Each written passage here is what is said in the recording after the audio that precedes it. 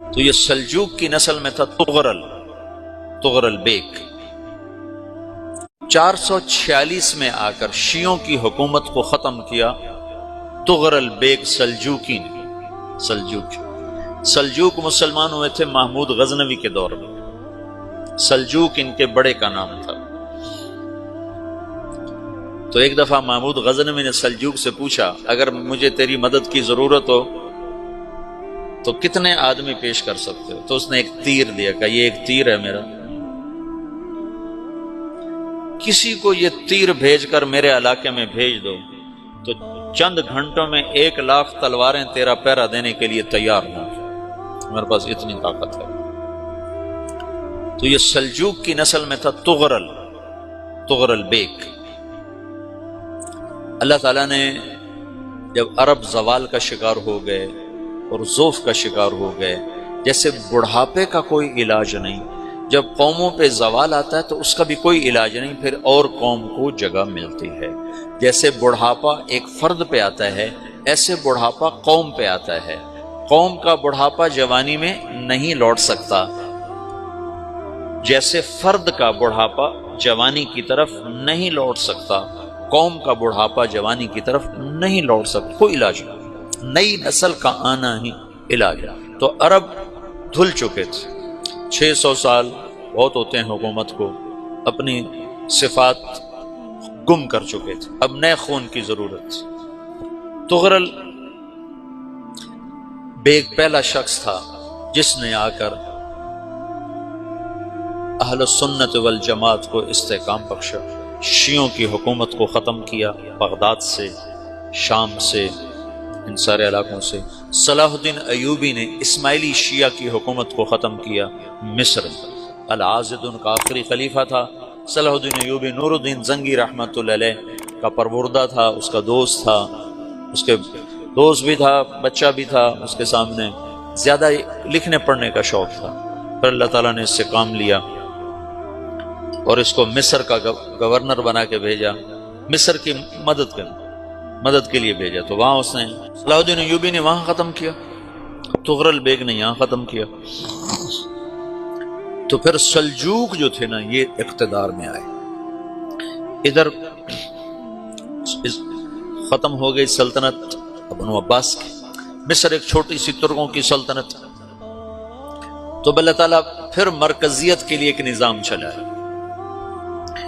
دو لشکر آپس میں لڑ رہے ہیں ایک میدان میں، ایک جنگلی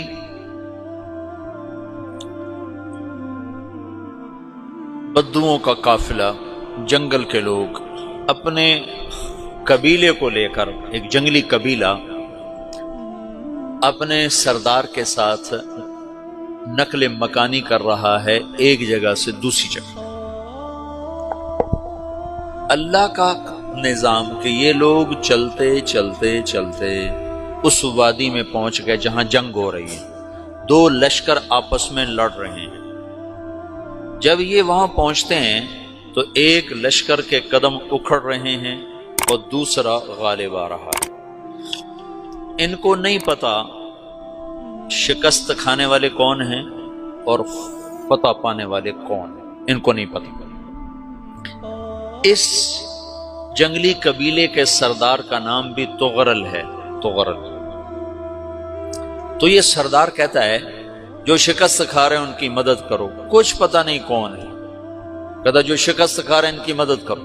تو 400 وحشی جنگلیوں نے فاتح لشکر کے پیچھے حملہ کر دیا۔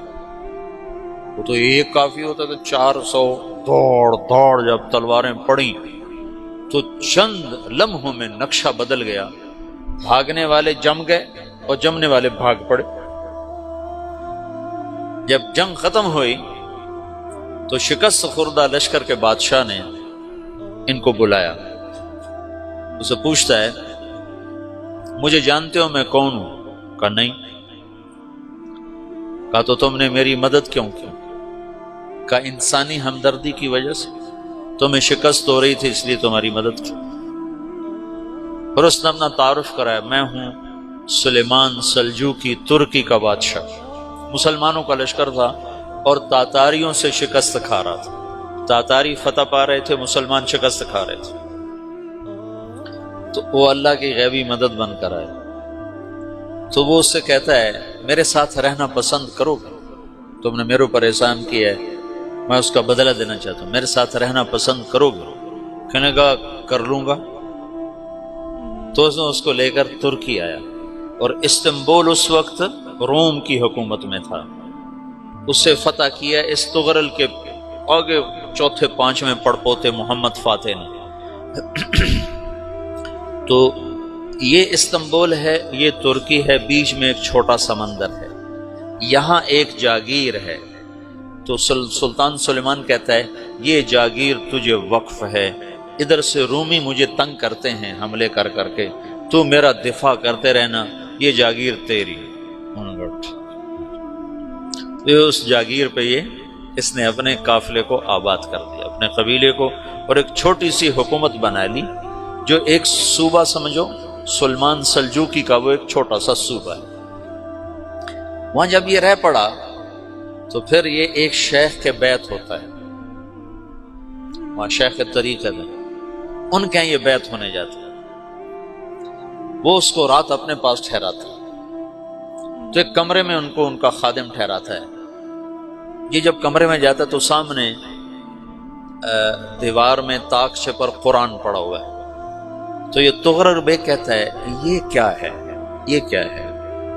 تو وہ خادم کہتا ہے یہ کتاب اللہ ہے، قرآن ہے۔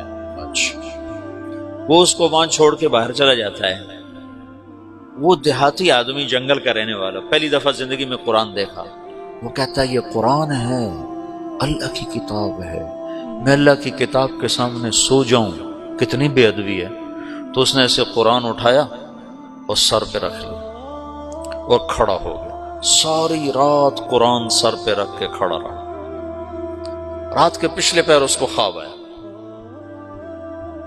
کھڑے کھڑے اس نے دیکھا کہ اس کی پشت سے ایک چاند نکلا اور شیخ کی بیٹی کے سینے میں جا کے اتر گیا۔ پھر اس لڑکی کے سینے سے ایک درخت نکلا جو پھیلتے پھیلتے پھیلتے 3 بر اعظم پہ چھا گیا، افریقہ پر، یورپ پر، ایشیا پر۔ پھر اس کی آنکھ کھل گئی، وہ کھڑا ہوا ہے، تو اس نے صبح یہ خواب اپنے شیخ کو سنایا، تو انہوں نے اپنی بیٹی اس کے نکاح میں دے دی۔ اس بیٹی سے ایک بچہ پیدا ہوا، تغرل بیگ نے اس کا نام رکھا عثمان، عثمانی ترک نام سنا ہوا، جو میں نے کل بتایا تھا کہ 1924 میں وہ خلافت ختم ہوئی۔ تو ایک بیٹا پیدا ہوا عثمان۔ عثمان نے پھر ایک نئی اسلامی حکومت کی بنیاد رکھی جو 1924 تک چلتی رہی، کوئی 800 سال یہ حکومت چلی۔ تو حکومت کا شرازہ بکھرا، لیکن پھر جڑ جاتا تھا، اور وہ قرن اول والا جوڑ کبھی نہ پیدا ہوا، ٹکڑے بن گئے۔ ان ٹکڑوں میں اللہ لوگ پیدا کرتا رہا جو دعوت دیتے رہے، دعوت زندہ رہی۔ جو تربیت کا نظام تصوف کے ساتھ تھا، اب وہ تبلیغ کے ساتھ